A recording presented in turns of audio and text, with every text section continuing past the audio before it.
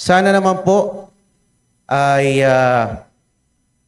baguhin na natin ang ating estratehiya. Sa akin lang naman po. Dahil ako'y miyembro ng 20th Congress, bakit hindi po natin baguhin or reassess ang ating strategies?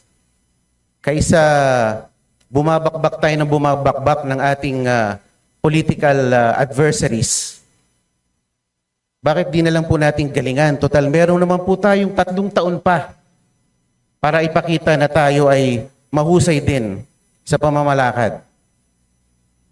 Ang akin lang naman po, this administration has been characterized by, treating its political adversaries na pag malakas ang kalaban, i-disqualify, i-expel, i-impeach, or i-threaten na i-impeach. Bakit hindi lang naman po natin galingan? Meron pa naman po tayong 3 taon.